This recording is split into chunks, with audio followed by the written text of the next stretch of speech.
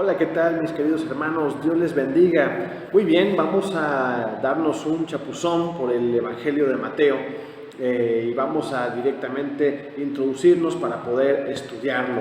Muy bien, pues antes de iniciar les platico rápidamente. El Evangelio de Mateo está dividido en 7 secciones, pero estas 7 secciones están acomodadas de manera muy estratégica.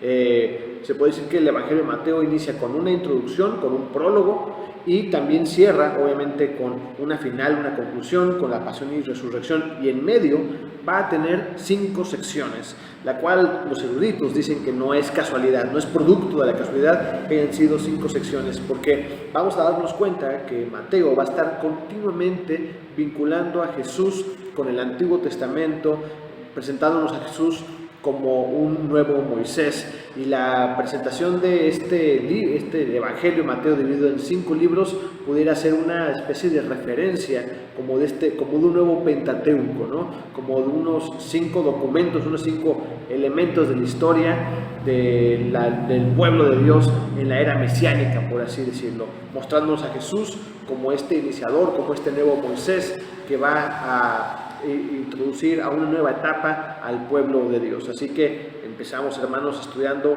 el prólogo, estas 5 secciones y el final de Mateo. Muy bien, hermanos, pues ya para entrar en el tema del prólogo, el prólogo lo vamos a encontrar desde Mateo capítulo 1, versículo 1 obviamente, hasta el capítulo 2, versículo 23. ¿Y qué nos vamos a encontrar en esto? Vamos a ver una introducción a la historia de Jesús, mostrándonos a Jesús antes de su ministerio público, antes de su bautizo.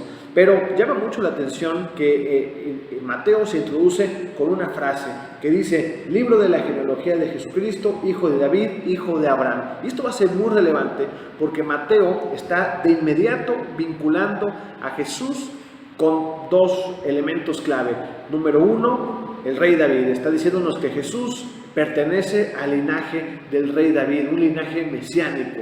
Esto es parte de la lógica de esta introducción. Y después también Mateo nos dice de inmediato que es hijo de Abraham. Y recordemos que Abraham es aquel a quien Dios le promete que a través de su simiente serán benditas todas las naciones. Entonces, digamos que Mateo de inmediato lo que busca plasmar en sus lectores es este Mesías del que vamos a hablar, es este Mesías hijo de David, y es este Mesías también hijo de Abraham. Es muy interesante.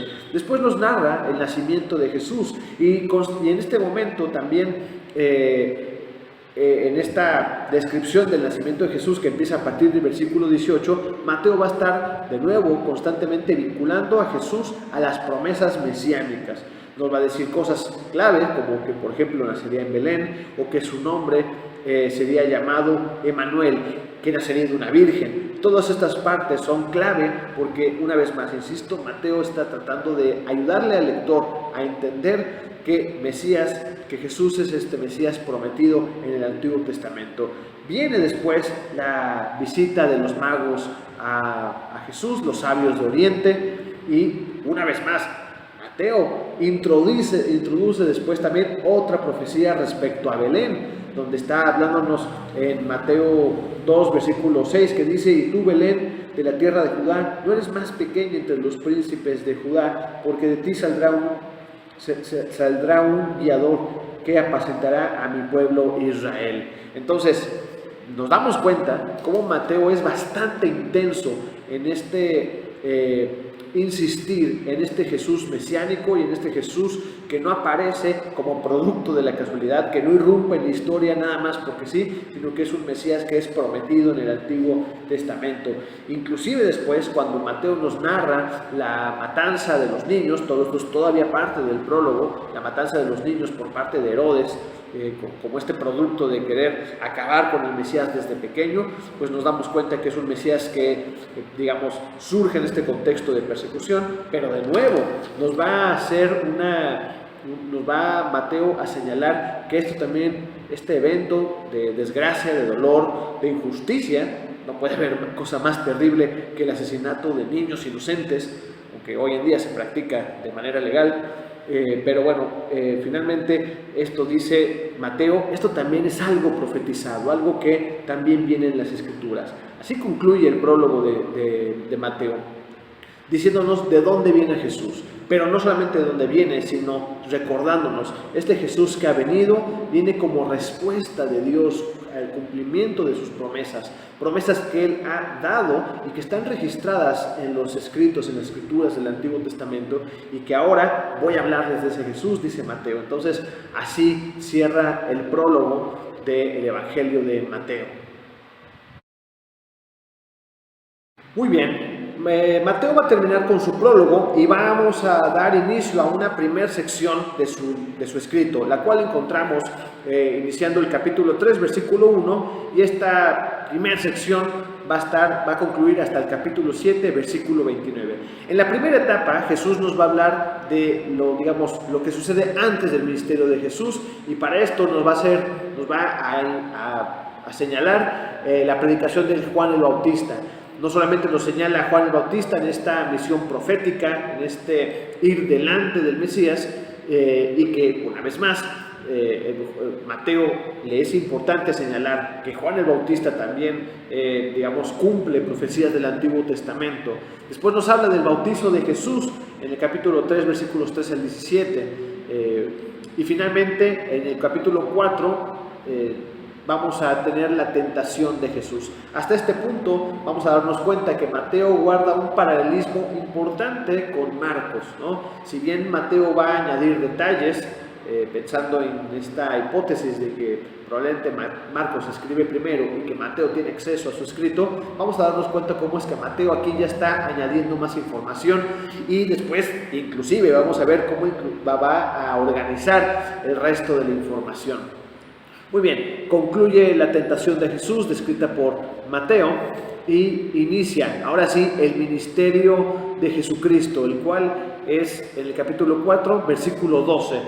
Y aquí nos va a hablar, igual hay un paralelismo con Marcos, porque nos va a introducir con el ministerio de Jesús en Galilea.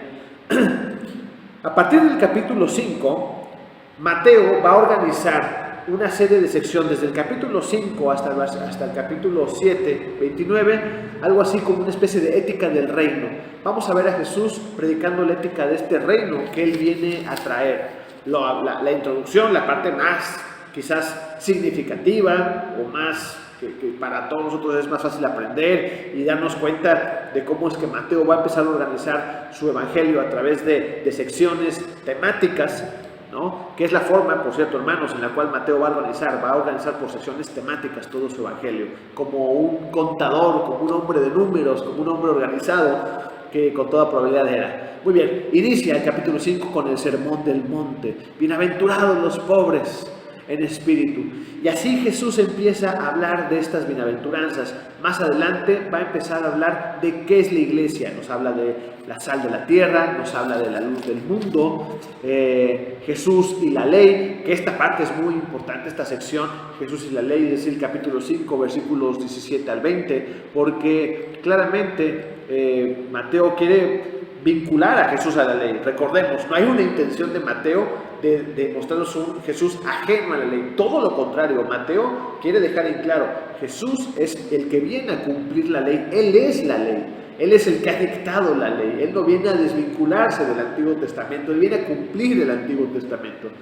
Después nos habla de elementos de la ética del reino. ¿Cómo debe de lucir? ¿Cómo es el planteamiento de Jesús de la vida de los ciudadanos de este reino? Hablando Jesús y la ira, habla del adulterio, habla también sobre el divorcio, temas relevantes para la vida de las personas, que va a dictar principios de lo que hoy entendemos y conocemos como la ética cristiana. Jesús y los juramentos, el amor hacia los enemigos, ¿no? Jesús también habla de la limosna, Jesús y la oración, Jesús y el ayuno, bueno, los tesoros en el cielo, la lámpara del cuerpo, Dios y las riquezas, el afán y la ansiedad, juzgar a los demás, la oración y la regla de oro, ¿no?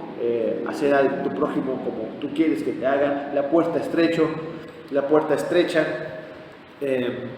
Después nos habla en esta sección de que por los frutos conoceremos, porque aquí ya quiere Mateo resaltar a un Jesús que también dice, bueno, cuidado con la enseñanza. ¿Qué tipo de enseñanza? Ya que Mateo está haciendo una serie de compilaciones de enseñanza de Jesús, también nos recuerda que Jesús nos menciona, oigan, recuerden los frutos. La gente puede decir mil cosas, pero su estilo de vida es lo que nos va a decir de dónde vienen, a dónde pertenecen. Por sus frutos los conoceréis. Nos habla sobre este rechazo de Dios a aquellos que tienen una vida legalista, tienen una vida donde buscan, digamos que Mateo quiere dividir el legalismo de una ética cristiana, ¿no? La gente, Dios diciéndole, nunca los he conocido. Esta gente que dice que van a echar demonios en nombre de Cristo, que van a hacer milagros en nombre de Cristo, pero que su vida no está realmente alineada a la voluntad de Dios y que Dios les va a rechazar. Después también nos va a hablar de los 2 cimientos. La primera sección de Mateo va a concluir justamente en el capítulo 7, versículo 29. Pero esta sección, nos damos cuenta que la parte final de la sección es un compendio de historias de la ética cristiana, de la ética del reino. Entonces, insisto, Mateo va a organizar así, temáticamente, su evangelio. Va a estar organizando muy bien sus ideas para que la gente pudiera aprenderlas correctamente. A continuación, hermanos, tenemos la segunda sección del Evangelio de Mateo, su segunda parte. Y aquí vamos a ver la expansión del reino de Dios, la expansión del reino que Jesús está cumpliendo, el cual Él con su autoridad divina viene a traer. Entonces, esta sección la vamos a encontrar desde el capítulo 8, versículo 1, al capítulo 11, versículo 1. Entonces, vamos a ver que Mateo va a introducir esta sección ahora con una temática diferente a la de la primera sección. Si bien en la primera parte Mateo abordó la ética del reino, ahora Mateo va a hacer un gran énfasis en los milagros. Y así se introduce Jesús sanando a un leproso. Después de esto, Jesús sanando al siervo de un centurión, al cual no tiene que ir, sino con la autoridad de Cristo, este siervo es sanado. Y esto es maravilloso porque nos empieza a mostrar a un Jesús que tiene un poder de sanidad, no solamente con la gente con la que está, sino tiene una autoridad donde sea, como lo hace pues con este siervo del centurión, ¿no? A distancia inclusive le puede sanar. Es una autoridad especial, insisto, como distinguiéndolo de un curandero nada más, sino la autoridad sobre la salud humana. Jesús nos es narrado sanando a la suegra de Pedro. También después introduce en medio de esta sección Mateo el costo de seguir a Jesucristo, porque hasta este punto parece ser, oye, todo es maravilloso, un Jesús que hace sanidades, que tiene una gran ética. Sin embargo, también, dado que está hablando de la expansión del reino, Mateo nos va a señalar que hay un costo que implica un rechazo al mundo, que implica un compromiso con Cristo, que implica un estilo de vida que en ocasiones iba a ser arriesgado, pero que valdría la pena, y que Jesús no está negando que ese costo de vida por ser sus discípulos, que hay que renunciar a las comodidades y que vale la pena porque es mejor seguir a Cristo. Después Mateo nos va a mostrar un Jesús en este paralelismo con Marcos, con Jesús calmando la tempestad. Entonces, Jesús sanando personas, autoridad de Cristo sobre la salud, y después Jesús calmando la tempestad, una autoridad de Cristo con la naturaleza, con las tormentas. Después de esto, Mateo nos va a describir el evento de los endemoniados gadarenos. Y aquí hay una primera manifestación de Jesús también con la autoridad espiritual, de poder liberar espiritualmente a aquellas personas que estaban poseídas. Y finalmente de nuevo Jesús sanando a un paralítico, ¿no? Esta descripción, donde en esta lógica, al igual que sucede con Marcos, de Jesús sanando un paralítico, no solamente era el tema de la sanidad del paralítico, sino que la parte más central es Mateo 9, versículo 2, la última sección, las palabras de Jesús que dicen: ten ánimo, hijo, tus pecados te son perdonados. Así que Mateo en una sola sección nos mostró la autoridad de Cristo sobre la salud, la autoridad de Cristo sobre la naturaleza, la autoridad de Cristo sobre la vida espiritual y la autoridad de Cristo para poder perdonar pecados. Entonces, así entra la segunda sección de Mateo, este reino traído por este Cristo divino. Después, una parte que sí, claro, vale la pena señalar, Mateo 9, versículos 9 al versículo 13, que es el propio llamamiento de Mateo. Este llamamiento, pues es interesante porque digamos que pudiéramos pensar que Mateo es el autor de este evangelio y que aquí está hablando de su propio llamado a ser discípulo de Cristo. Hay que señalar que este evento también es descrito por el evangelio de Marcos y después más adelante lo tendríamos descrito en el evangelio de Lucas, aunque claramente Lucas va a tomar de referencia a Marcos. Y hay un tema pues para efectos de esta clase que vale la pena, y es que Mateo en su propio llamamiento va a describir el evento como el llamamiento de Mateo, a diferencia de Marcos, que nos habla del llamamiento de Leví. Leví y Marcos son nombres equivalentes, son el mismo nombre, digamos, ¿no? Solamente que uno es arameo y otro es griego, pero son nombres equivalentes. Finalmente, Lucas va a tomar de referencia la versión de Marcos y también va a describir el evento como la conversión de Leví. Entonces, vamos a poner en este escenario. Si Mateo efectivamente toma de referencia a Marcos y de repente se encuentra con que dentro del escrito de Marcos están hablando de su propia conversión también, él simple y sencillamente pudiéramos pensar que va a ser una pequeña modificación, tiene una especie de autoridad personal, por así llamarlo, para cambiar ahí el elemento, probablemente al nombre con el cual su comunidad le reconocía, ¿no? Entonces dice llamamiento de Mateo. Bueno, un pequeño tema ahí relevante, que también vale la pena decir que ambos hablan sobre esta necesidad este Jesús que viene a llamar a los enfermos, no a los sanos, sino a los que reconocen que necesitan de Dios. Y Mateo ahí levanta la mano y dice: yo soy de esos que necesitaban arrepentimiento y que Cristo me ha sanado y me ha salvado y me ha llamado y me ha dado propósito. Continúa la narración de Mateo, Jesús hablando sobre el ayuno, dando enseñanzas, y de nuevo vamos a ver a Jesús con una autoridad, que es la autoridad para sanar, para la vida, y nos describe también en paralelismo con el evangelio de Marcos a Jesús sanando a la hija de Jairo, y también a la mujer que estaba enferma de flujo de sangre. Entonces, estos elementos vamos a ver que Mateo los está tomando del evangelio de Marcos, casi no tendríamos duda al respecto. Él probablemente agrega algunos elementos, edita, tema de lenguaje, edita para adaptarlo al público que Mateo está buscando llegar, pero esencialmente él ha tomado mucho de esto del evangelio de Marcos. Después, hasta este punto ya Mateo ha terminado de presentar a Jesús, ¿no? Hago la recapitulación.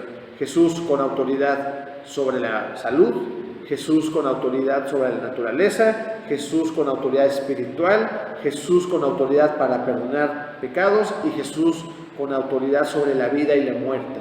Esto que también encontramos en Marcos, Mateo en esta segunda sección nos termina de presentar a este Jesús, que en la primera sección nos habló de la ética del reino, ahora nos dice quién es este que nos habla de la ética del reino. Continúa Mateo, los ciegos recibiendo la vista, un mudo que habla, después nos habla de una introducción, la mies es mucha, describe estas palabras de Jesús, de la necesidad de encontrar obreros que les sirvan, que puedan traer el reino de Dios. Y más adelante, justamente en el capítulo 10, iniciando el capítulo 10, va a tener este paralelismo que también tiene Marcos, que es el llamamiento de los 12 apóstoles. Para poder distinguirlo, e insisto, para efectos también de esta materia, inicia Mateo con la descripción de los nombres de los 12 apóstoles, y finalmente algunos cambios que valdrá la pena señalar. Hay dos que son relevantes. La primera es que introduce la lista de los apóstoles, probablemente inicia con Pedro, con Simón, que claramente era una figura de autoridad de la iglesia del siglo I. Entonces dice Simón llamado Pedro. ¿Se acuerdan que con Marcos hay una mayor introducción? Simón, a quien Jesús le puso por sobrenombre Pedro. Hay más palabras dedicadas a Pedro. Mateo decide Simón, hijo de Pedro, ¿no? Él va primero, pero no agrega tanto detalle respecto a Pedro. En cambio, se agrega un pequeño detalle cuando va su nombre, el cual va en medio, ni al principio ni al final, él se pone en medio, ¿no? Después del versículo 3, o sea, capítulo 10, versículo 10, Felipe, Bartolomé, Tomás y después Mateo el publicano. Y esto también valdría la pena señalarlo, mientras que otros solamente hablarían de Leví, como la versión de Marcos. Aquí dice Mateo el publicano. Y algunos eruditos hacen referencia que probablemente Mateo está aquí haciendo un acto de humildad, de reconocimiento de dónde viene él. Imagínate llamarle a alguien Mateo el publicano. Hay que entender que esta expresión del publicano en ese contexto era como Mateo el traidor, como Mateo el corrupto, no sé. Recordemos que los publicanos que trabajaban, siendo judíos, trabajaban para el imperio romano, eran percibidos como traidores, eran percibidos como corruptos, como gente que había decidido mejor servir al imperio, malvado, corrupto, pagano, idólatra, romano, con tal de beneficiarse económicamente y oprimir a su propio pueblo. Entonces los publicanos no gozaban de buena reputación.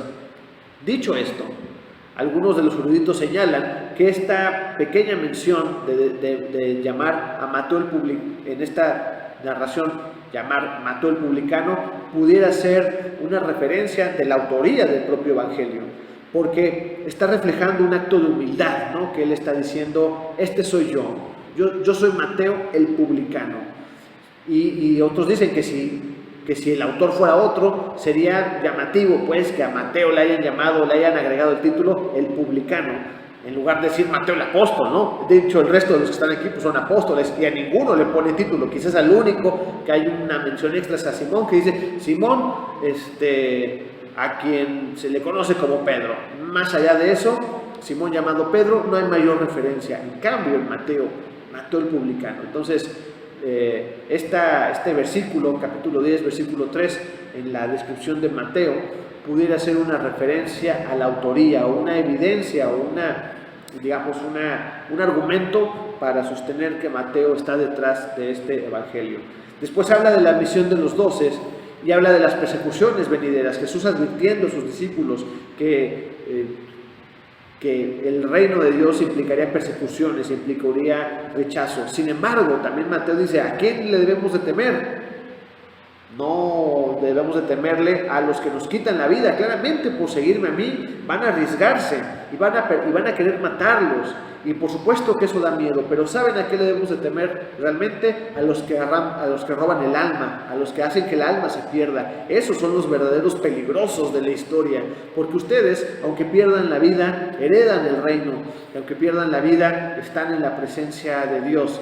Pero ténganle miedo a aquellos que son promotores de la perdición, promotores de la enemistad con Dios. Ellos son los verdaderos a los cuales deberíamos de tenerle temor, y no a los que nos quitan la vida, que es pasajera de todas maneras. Después nos muestra un Jesús que causa división entre las personas. Dice Jesús, yo no he venido a traer paz, sino a traer espada. Es decir, a pesar de que, vamos a ponerlo así, Cristo es aquel que viene a traernos paz con Dios, que viene a ofrecernos los términos de paz de Dios que podemos aceptar o rechazar. Eso es el Jesús, ese es el Mesías, alguien que nos ofrece paz con Dios, pero que en este mundo pecador, en este mundo perdido, distorsionado, esa paz con Dios nos implicaría muchas veces espada con el resto de los seres humanos, nos pondría en una posición de enemistad. Después nos habla de las recompensas de recibir a Cristo, ¿no? De la vida eterna, de estar en presencia de Dios, de que vale la pena seguir a Cristo.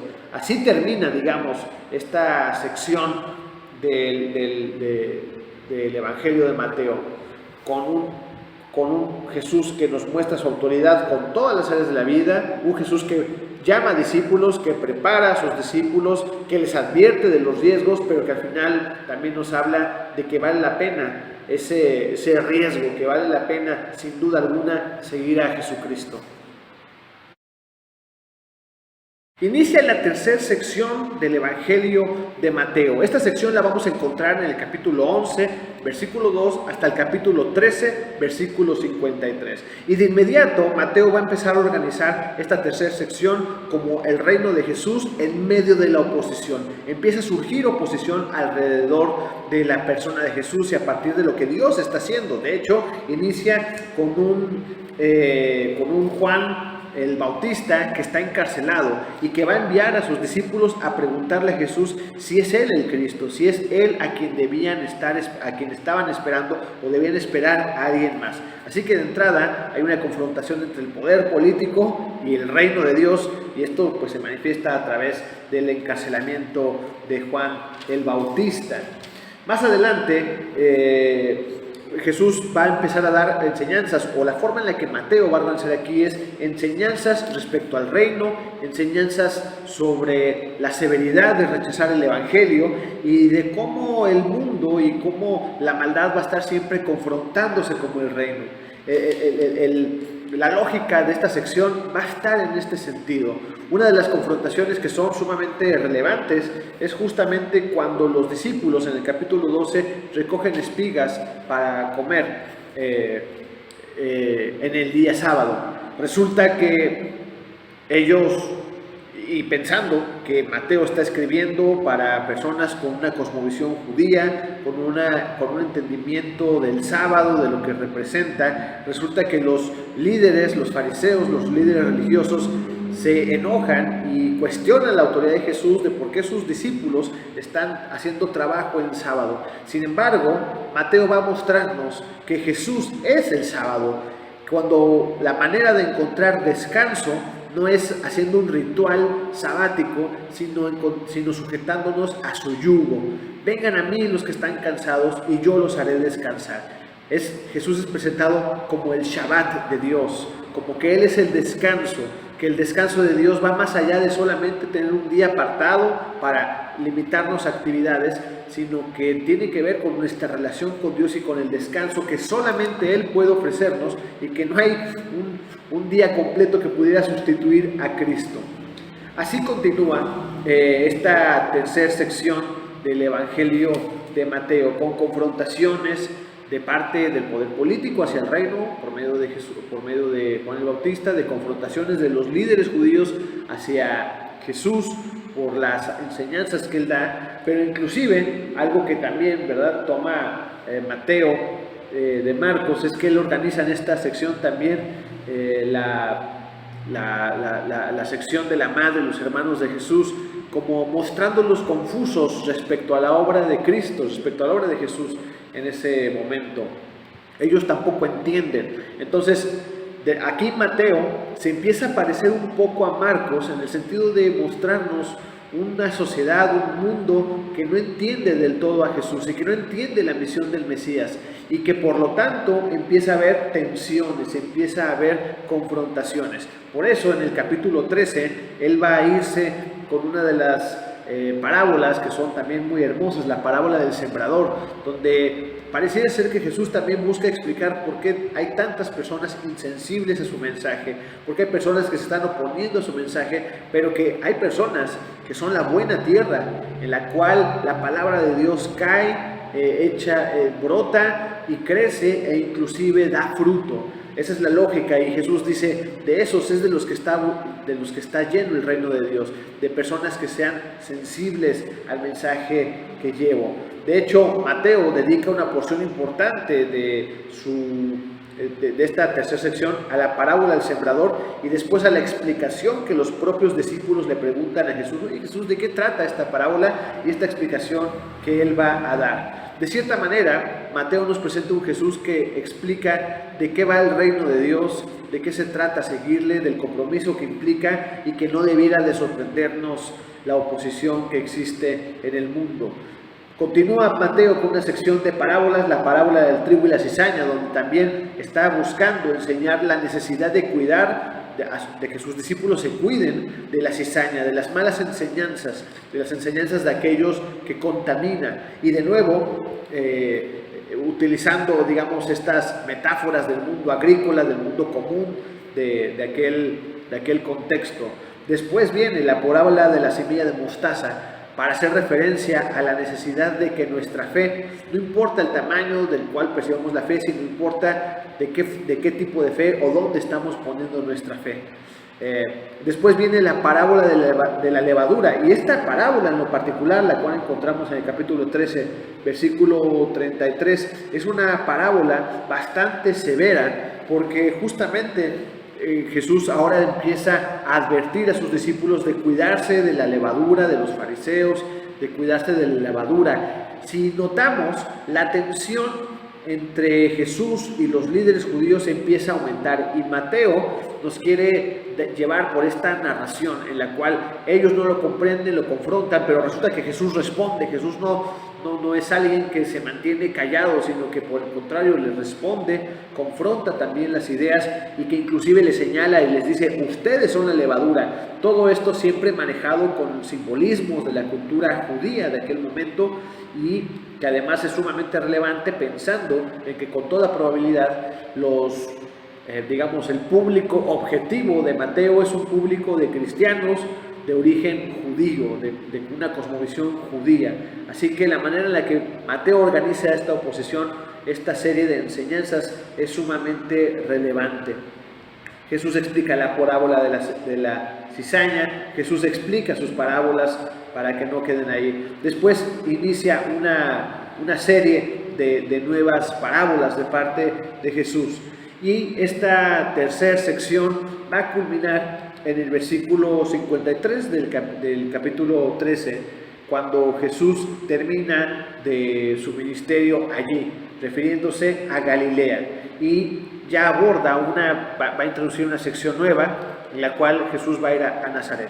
Pero de cierta manera Mateo va a enmarcar de manera muy similar a Marcos esta, situación geográfica, un Jesús en Galilea haciendo esta serie de predicaciones, y una suerte, de momento en el cual Jesús empieza a tener muchas tensiones con los líderes judíos, y el reino de Dios empieza a tener oposición.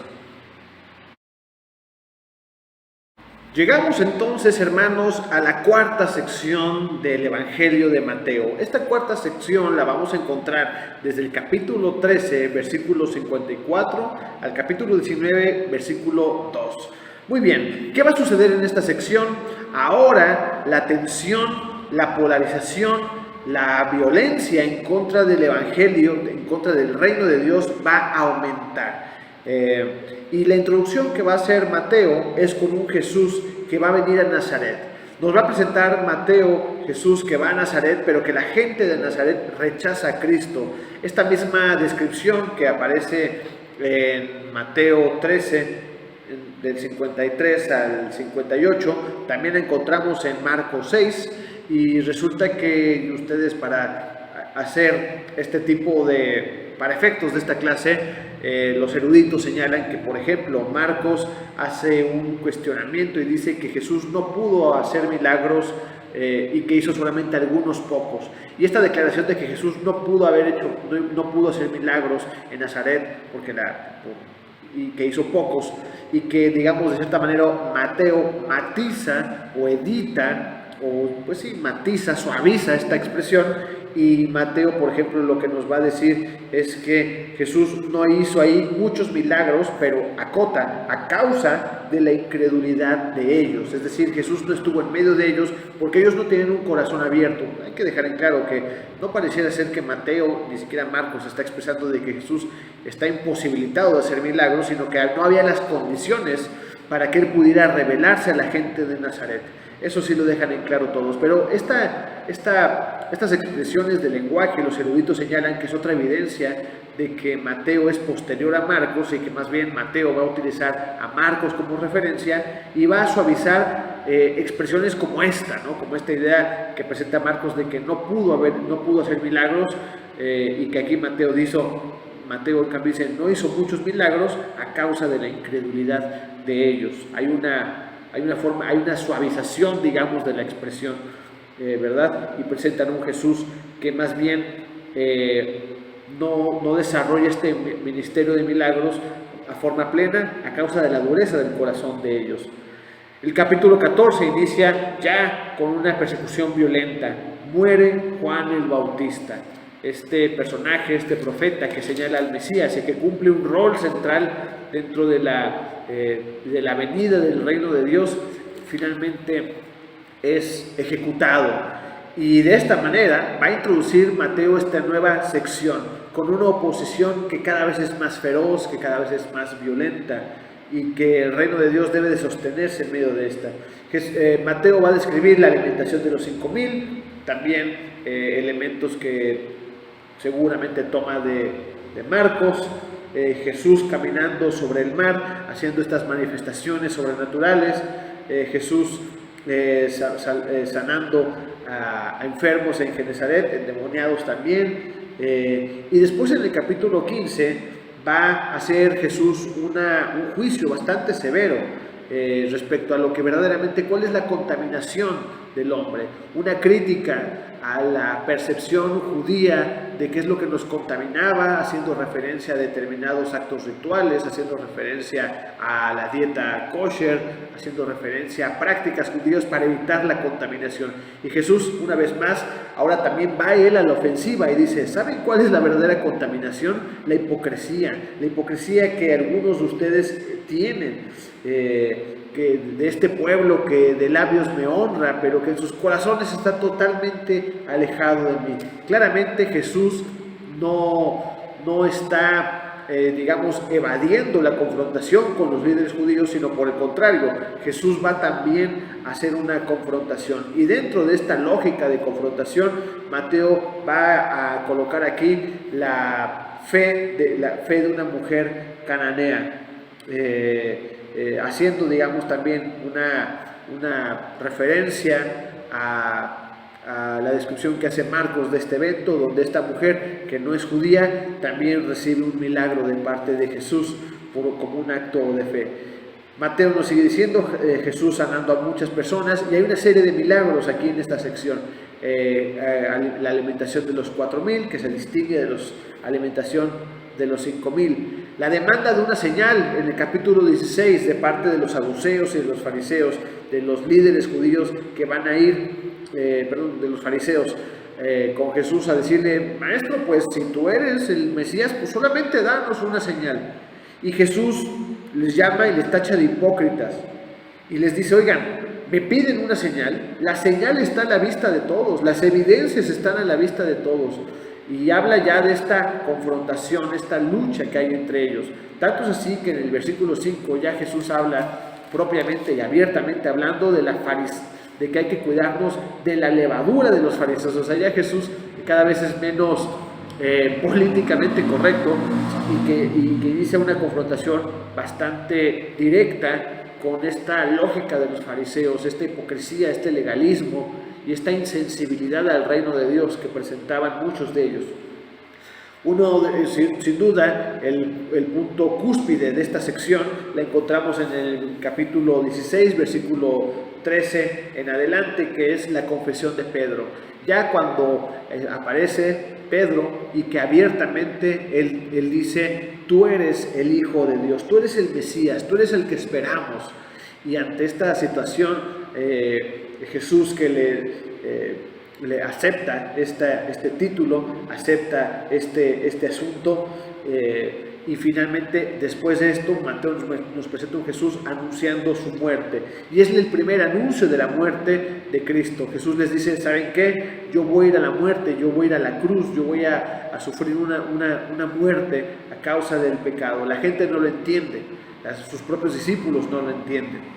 En el capítulo 17 viene este asunto de la transfiguración de parte de Mateo, de parte de esta manifestación divina, donde ya no solamente Pedro ha confesado que Cristo es el Mesías, sino hay esta manifestación que también se describe en Marcos, donde Jesús aparece de una manera, vamos a decirlo, sobrenatural, milagrosa, con una teofanía, con una manifestación de Dios especial, y aparece al lado de Moisés y de Elías.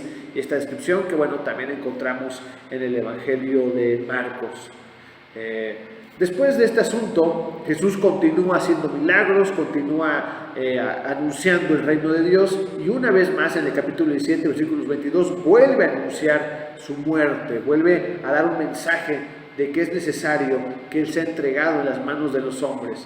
¿Sí? Lo que nos quiere dejar en claro Mateo es que Jesús, conforme aumenta la tensión con los líderes judíos, conforme el ambiente es más ríspido, Él también empieza a ser más abierto con sus discípulos, y Él empieza a mostrar y a enseñar que Él tiene claro cuál es el destino y cuál es su misión, que es la muerte. Nosotros ahora lo entendemos, esta muerte en cruz para darnos salvación. Finalmente, hay una serie de momentos de confrontaciones, de ideas que encontramos en esta sección. El pago de los impuestos, quién es el mayor, esta idea de Jesús enseñándole a sus discípulos de qué se trataba la grandeza dentro del reino de Dios, y también una explicación de que el reino de Dios no funcionaba como un reino humano, donde aquellos que tenían mayor nivel de jerarquía contarían con privilegios, con determinado rango. Aquí dice, aquí los grandes son los que tengan mayor disposición a servir. ¿Quiénes van a ser los grandes en el reino? Los que hagan, los que carguen su cruz, los que me imiten, los que imiten esta actitud de servicio que yo les estoy enseñando a ustedes.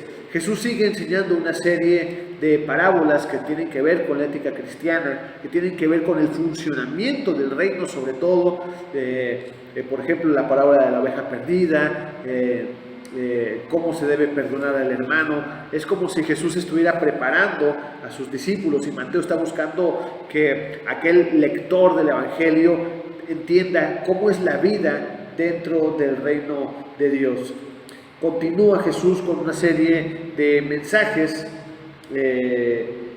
respecto a la propia vida cristiana, y concluye el Evangelio de Mateo, esta cuarta sección, en el capítulo 19, en el versículo 2. Pero Mateo va a concluir con el final del ministerio en Galilea, y va a iniciar una nueva etapa de un Jesús en Judea. Y esto sí es bastante particular de Mateo, y es uno de los elementos que sí lo va a distinguir de Marcos, porque acuérdense, mis queridos hermanos, que prácticamente Marcos se centra en Jesús en el ministerio en Galilea. En cambio, Mateo le va a dar un peso también bastante fuerte, sobre todo en esta parte final, a Jesús en su ministerio en Judea. Hermanos, hemos llegado ya a la quinta sección, que de manera natural está dividiendo el Evangelio de Mateo, y hay que recordar cómo es que Mateo divide su escrito en 5 secciones, más un prólogo, más un final con la pasión de Cristo, y estas 5 secciones, de cierta manera, según los eruditos, estarían emulando el Pentateuco. Recuerden que Mateo, al estarse dirigiendo a un público de cristianos de origen judío, siempre va a estar buscando crear paralelismos entre el Antiguo Testamento y la historia de Jesús, y ayudándoles a ellos a entender cómo es que Jesús es el cumplimiento de todas las promesas del Antiguo Testamento. Muy bien, entonces así es como se inicia, y justamente hablando de este público de cristianos de origen judío, así va a iniciar esta quinta sección en el capítulo 19, versículo 3, porque lo que nos dice, o esta introducción, es que Jesús va a Judea, y quizás este punto, como les mencionaba anteriormente, es algo que sí sería una distinción entre la narración de Mateo y la de Marcos, ya que Marcos claramente va a situar siempre todo en Galilea, prácticamente hasta la pasión. En el caso de Mateo, él va a buscar darle un mayor peso a un ministerio dentro de Judea, inclusive antes de la entrada triunfal. Muy bien, lo que nos muestra es que Jesús va a Judea, a esta región sur de Palestina, de cierta manera a la región de Jerusalén, a donde está, donde es la sede, espiritual, la capital espiritual de los judíos, en la parte sur de Palestina. y es en este momento donde él, a diferencia de Marcos, sí nos va a situar un Jesús con algunas actividades. Por ejemplo, va a presentarnos a Jesús bendiciendo a los niños, nos va a presentar esta sección del joven rico, que dice: maestro, yo he cumplido toda la ley. Y dice: bueno, pues entonces da todo tu dinero, vende todo lo que tienes y da tu dinero a los pobres, a los necesitados. Y este joven decide no hacer eso, justamente mostrando que no tenía ese corazón que él se imaginaba. Estos vínculos, ¿no?, entre aquellos judíos que creían que cumplían la ley, pero que sus corazones no estaban alineados a la voluntad de Dios. Después nos habla Jesús sobre los obreros de la viña. En una tercera ocasión ya, Jesús va a anunciar su muerte, es decir, se vuelve repetitivo, a Jesús hacer un énfasis en enseñar que Él es consciente de que su misión es padecer la muerte en cruz. Esta está en el capítulo 20, versículos 17 y 19. Después encontramos la petición de Santiago y Juan, bueno, que realmente no es de ellos, sino es de su madre, que le dice: oye Jesús, ¿por qué no, cuando venga tu reino, hacemos que mis dos hijos, Santiago y Juan, se puedan sentar cada uno a un lado? Tú elige de qué lado quieres que estén, pero que cada uno se siente de un lado de tu trono. Y Jesús aprovecha esa expresión de esta mujer para decir: oigan, les voy a decir, en mi reino no funciona, una vez más este énfasis, no funciona como los reinos de los hombres. Aquí el que es más grande es el que va a servir, y yo justamente seré el máximo ejemplo de servicio.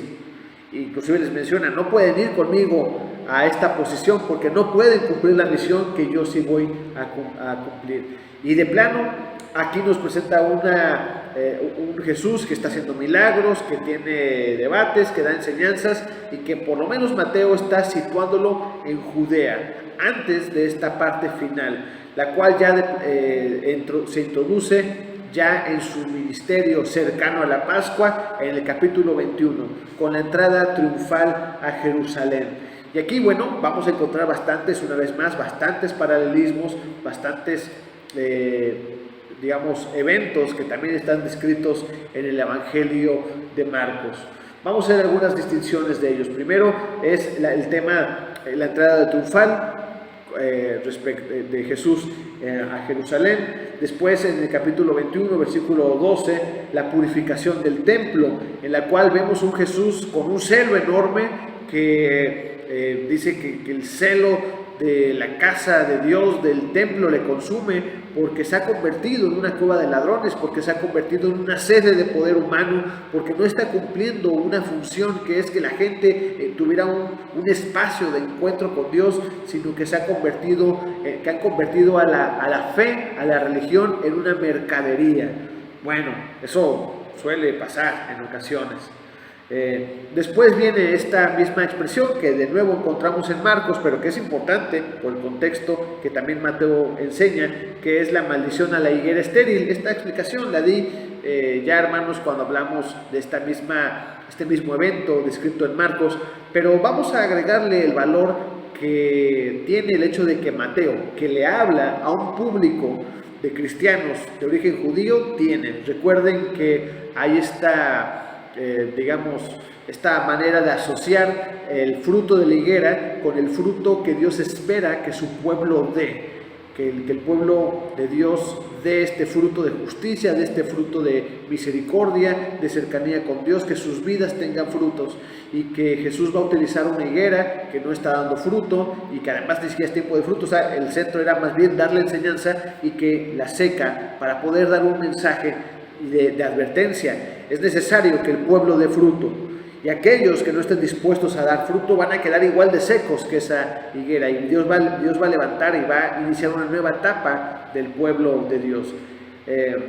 Jesús continúa hablando y dando enseñanzas en medio del contexto de un momento en el cual se acerca la Pascua. Encontramos esta sección donde Jesús habla de la autoridad, que él es cuestionada, ¿verdad? Los fariseos le cuestionan: ¿con qué autoridad haces todo lo que haces y dices todo lo que dices? Y bueno, él decide no responderles.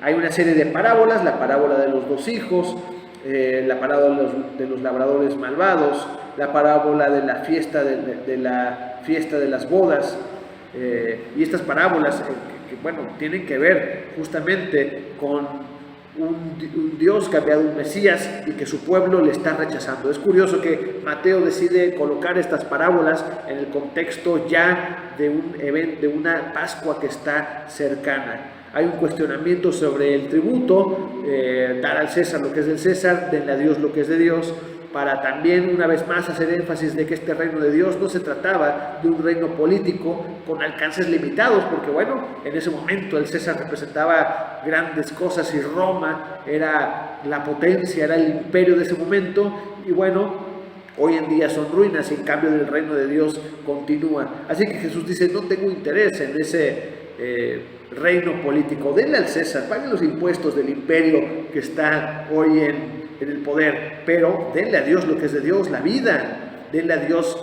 la obediencia, denle a Dios la fidelidad, eso sí es lo que me interesa. Ese es el mensaje que viene a traer el reino de Dios. Después se le pregunta a Jesús sobre la resurrección, y Mateo, bueno, es interesante que se coloque este asunto de la resurrección en el contexto de él a punto de ir a la cruz. Le preguntan sobre la resurrección de los muertos. Recuerden en este debate que había entre fariseos y saduceos sobre si existía la resurrección, sobre si había algo después de la muerte física. Más allá de eso, Jesús habla sobre el gran mandamiento, y hay un momento cúspide cuando a Jesús le preguntan los fariseos en el capítulo 22 de quién es el Hijo del Cristo. Y entonces esta parte es muy relevante porque la tradición y lo que ellos entendían es que el Cristo era hijo de David, expresando que el Cristo era una especie de segundo David, otro líder político que cumpliría, que de cierta manera seguiría los pasos de David, que representaría un rey, que les daría esta libertad política, que llevaría a los judíos a un momento de gloria, a un momento donde ya habría un reinado, donde todos obedecerían a Dios, y de ahí la expresión hijo de David, es decir, pero aquí es Jesús quien los cuestiona. Según ustedes, ¿quién es hijo el Cristo? ¿Qué es de David? No, pues su hijo, es su continuación. O sea, David es el que está arriba, y y el Cristo va a seguir los pasos de David. Y Jesús cuestiona esta enseñanza equivocada de ellos. Bueno, pues si es así, entonces ¿por qué David llama Señor al Cristo? ¿Por qué David tiene expresiones donde le otorga autoridad? Y aquí lo que quiere Mateo enseñarle a sus lectores, que no deben entender al Cristo como un líder político, sino que deben entender que el propio David reconocía que el Cristo era una figura que tenía una autoridad muy por encima de la que un rey normal, humano, hombre, podría tener. Más adelante en el capítulo 23, Jesús va a estar acusando a los fariseos, y es una sección bastante amplia donde él propiamente cuestiona este legalismo, esta falta de comprensión de su mesianismo, esta confrontación inclusive que tienen con el reino, y sus corazones duros, sus corazones tercos, su hipocresía. Y es un momento donde Jesús les confronta con severidad en el contexto de que se acerca la Pascua. En el versículo 37 del capítulo 23 inicia el lamento de Jesús por Jerusalén, y esta parte también es relevante porque les está diciendo: oh Jerusalén, que matas a los profetas, oh Jerusalén, todo lo que has vivido, ¿cómo es que no han aprendido del pasado? ¿Cómo es que siguen pensando que ustedes, por tener la ley, son especiales cuando realmente en sus corazones no están siguiendo a Dios? Finalmente, el capítulo 24, versículos 1 y 2, tan solo 2 versículos, en una sección pequeña, al igual que sucede en el caso de Marcos, viene la predicción de Jesús respecto a la destrucción del templo. Les leo el texto, capítulo 24, versículos 1 y 2, dice: cuando Jesús salió del templo y se iba, se acercaron sus discípulos para mostrar los edificios del templo. Respondió él, les dijo: ¿veis todo esto? De cierto os digo que no quedará aquí piedra sobre piedra que no sea derribada. Y bueno, hermanos, al igual que lo hice en el caso de Marcos, recordemos que este texto de cierta manera es importante y es un texto relevante cuando hablamos de fechar los evangelios. Es un texto que para mí sí tiene bastante peso la colocación. Número uno, este texto es digamos, Mateo lo está tomando de Marcos, pensemos que así es, que Mateo está basándose en Marcos y que él va a tomar esta sección, pero que además, al igual que en Marcos, no va a ser mayor descripción. Es decir, tan solo está usando 2 versículos para una profecía donde Jesús repite una vez más.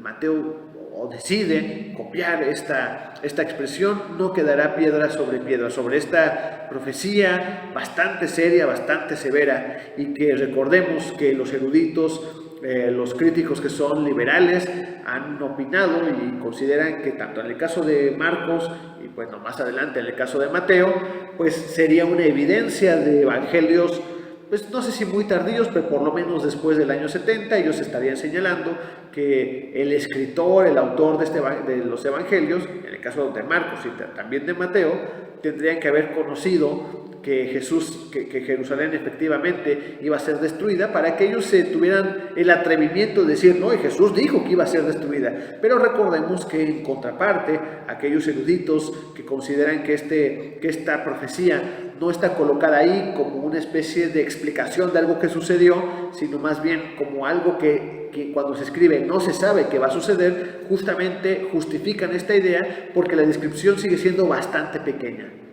Recordemos que en el caso de Mateo, y aquí vale la pena señalarlo, Mateo va a suavizar expresiones, Mateo va a extender ideas, Mateo, en contraste de Marcos, va a buscar que su escrito tenga una explicación mayor de muchos eventos, va a adaptar todo bastante bien digamos, a su público, va a adaptar su escrito, tanto lo que toma de Marcos, lo que entendemos que toma de Q y lo que él mismo probablemente termina aportando.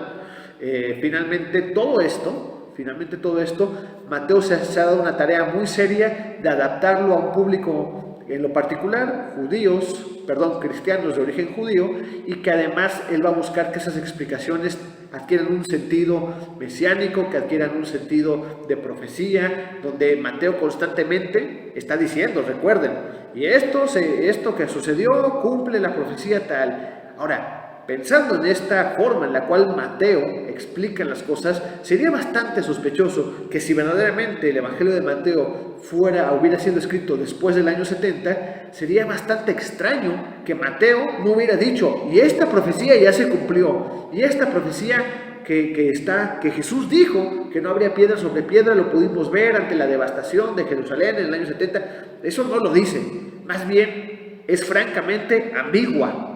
Entonces, bueno, esto me he detenido un poco porque creo que para efectos de esta materia es importante tomar en cuenta este texto. Para mí sí es un texto clave al momento de buscar datar los evangelios sinópticos. Ya veremos en el caso de Lucas cómo está también el asunto.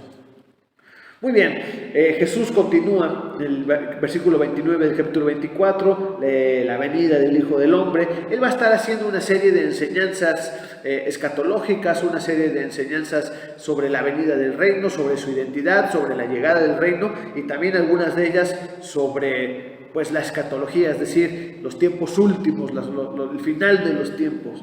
Capítulo 25, la parábola de las 10 vírgenes, la parábola de los talentos en el versículo 14, y finalmente en el capítulo 26, los primeros 5 versículos, ahí es donde cierra esta última sección, y justamente va Mateo a cerrar con el complot para poder arrestar a Jesús. Es decir, esta última etapa del ministerio de Jesús en Judea, que su distinción con Marcos es que Mateo no nos describe a Jesús en Judea solamente para la Pascua, para este evento final, sino que nos sitúa a Jesús en Judea en general, enseñando, haciendo milagros, digamos, emulando un poco de lo que también ha hecho en Galilea, pero que ahora también va a ser en la zona sur, cercano a Jerusalén, y eventualmente en Jerusalén, donde claramente es la semana más intensa, y siempre en los evangelios sinópticos representará un porcentaje muy elevado de sus propios evangelios. Esta última semana, este momento cercano ya a la pasión. Queridos hermanos, hemos llegado ya a la parte final, es decir, Mateo ha concluido ya sus 5 porciones emulando al Pentateuco y ya va a llegar a la parte final de la historia, que también es el clímax de la historia de Jesús. Nos ha dejado Mateo concluyendo con que Jesús es, hay una conspiración ya en Jerusalén, en las cúpulas, para poder aprender, para poder arrestar a Jesús. Se empieza a gestar este asunto. Bueno, pues esta narración de la pasión inicia con un Jesús que es ungido por una mujer en Betania. Esta mujer que le unge y que de cierta manera, proféticamente hablando, está dando el mensaje de que Cristo es el Rey y que está a punto de ir a la cruz. Después encontramos a un Judas que ofrece entregar a Jesús. Ya esta conspiración empieza a encontrar cauce con un traidor dentro de este grupo, con alguien que, a pesar de la predicación de Jesús, a pesar de sus manifestaciones, sigue sin entender quién es Él y de qué trata su mesianismo. Judas, ¿verdad? Este personaje que podríamos verlo como alguien que ha incomprendido a Cristo y que esa incomprensión es bastante severa, no es menor. No lo veamos como que, pobrecillo, no, es menor porque ha tenido delante de él estas manifestaciones de Dios, ha tenido delante de él a Cristo, ha comido con él, ha dormido con él, ha compartido momentos de enorme intimidad y sin embargo no le entiende, y es una necedad y una terquedad, ¿verdad? Quizás por una aspiración mucho menor, que es su Mesías político, que quizás se lo ve como algo muy grande, pero que realmente es bastante menor. Jesús instituye la cena del Señor, da este mensaje en medio de sus discípulos, en medio de un proceso, de una situación de profunda intimidad con sus más cercanos, e instituya esta ordenanza que, hermanos, nosotros como cristianos continuamos teniendo, ¿no? La celebración de la cena del Señor. Jesús anuncia después la negación de Pedro, le advierte que él va a caer en este error, en este pecado de negarle, que se acobardaría en medio de la tensión de todo lo que implicaría. Después Mateo nos narra a Jesús dentro del huerto del Getsemaní, orando, y en este proceso ya bastante severo, donde Jesús, como siendo 100% hombre, empieza a tener manifestaciones pues de preocupación, de dolor, de angustia, inclusive antes de ir a pagar, antes de ir a la cruz. Pues esto ya lo describe Mateo. Finalmente Mateo continúa hablando del arresto de Jesús. Se va a él y va a vivir esta expresión. Y algo que llama la atención, y nada más una pequeña distinción, ¿se acuerdan que cuando hablamos de Marcos y hablando del arresto de Jesús, por ahí aparece en Marcos que que un jovencito salió corriendo desnudo por ahí en medio del evento? Bueno, este evento que decíamos que no encontraba mucho sentido, sobre todo en el contexto tan severo de la historia, añadir ese pequeño detalle, a menos que, como piensan los eruditos, pudiera estar asociado al propio autor. Ya saben, esta idea de que probablemente era Marcos, ese jovencito que salió corriendo desnudo. Mateo no incluye este evento, ¿no? Justamente no tiene tanta relevancia que alguien haya salido corriendo desnudo o haya hecho algo en medio del contexto de la narración del arresto de Jesús. Pero lo que sí hace Mateo, en contraste y de manera diferente, es todo esto sucede para que se cumplan las escrituras y los profetas. Jesús dice, no se preocupen, todo esto, al igual que ha sido la narrativa constante de Mateo, que es que todo lo que vive Jesús, todos los elementos de su historia están vinculadas a las profecías del Antiguo Testamento. Continúa Jesús a este proceso de juicio. Me voy rápidamente porque el propio Mateo también avanza en esta historia. Jesús ante el concilio, es decir, ante los líderes judíos, sufriendo un arresto y un juicio que, por cierto, es ilegal. Estaba prohibido en la ley mosaica juzgar de noche, justamente porque se presta, ¿verdad?, para cometer injusticias, pero ellos, maestros de la ley, expertos, están juzgando a Jesús. Y no solamente esto, los evangelios nos muestran que se presentan falsos testigos, lo cual estaría directamente violando un mandamiento. Bueno, digamos que de cierta manera este juicio que Jesús vive en el concilio es, por donde lo veamos, era un juicio ilegal bajo los preceptos de la propia ley mosaica. Después nos encontramos a un Pedro negando a Jesús, una narrativa que Mateo con toda probabilidad toma de Marcos, y que, a diferencia de Marcos, matiza bastante. Recuerden que en Marcos se nos describe en este evento un Pedro que piensa, que llora, o sea, digamos, las emociones de Pedro y la participación de Pedro en este mismo evento es más amplia de lo que Mateo decide agregar. Jesús ante Pilato, ante este juez, ya que se ha intentado hacer un juicio por la vía religiosa en el concilio, pero los romanos toman el caso porque ellos no permiten, ¿verdad?, que existan ejecuciones que estén por encima de la propia ley romana. Así que finalmente Jesús es llevado ante Pilato. En medio de ese evento, Mateo decide agregar la muerte de Judas, como alguien que ha recibido ese dinero, pero que no le satisface ese dinero y termina suicidándose.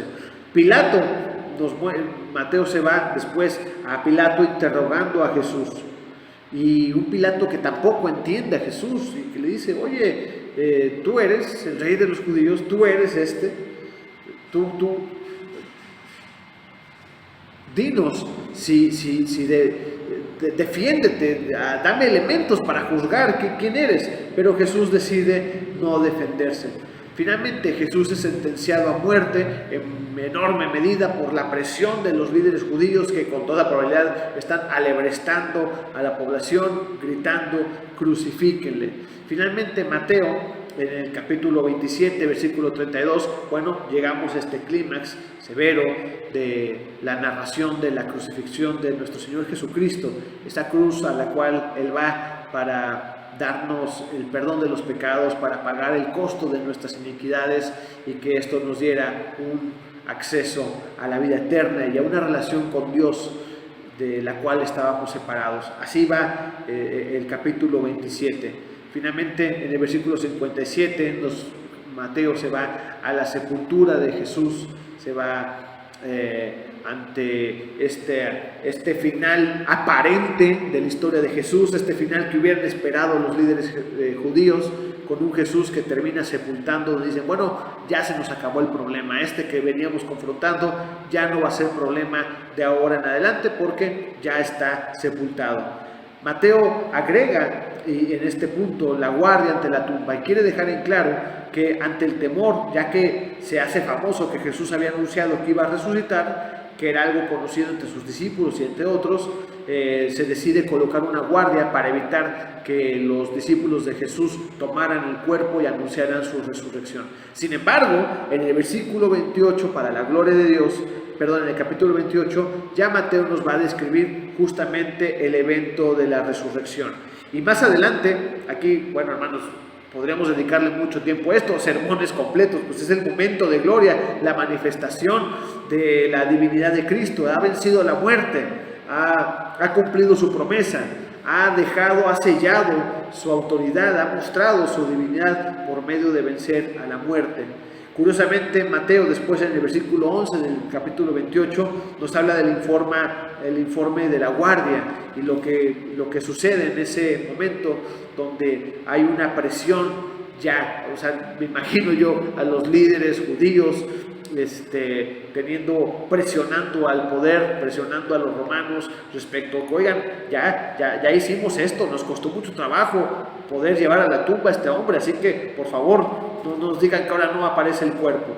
Muy bien, hermanos, finalmente Mateo va a cerrar con un enorme mensaje, que es la gran comisión, la cual encontramos en Mateo 28, versículos 16 al 20, y justamente esa gran comisión, donde Él, después de la resurrección, da este mensaje a sus discípulos: ahora que ustedes han sido testigos de esto, ahora que ustedes han escuchado esto, ahora ustedes vayan y hagan discípulos a todas las naciones, Hagan discípulas a toda Jerusalén y a toda Judea y a toda Samaria y hasta lo último de la tierra, bautizándolos en el nombre del Padre, del Hijo y del Espíritu Santo.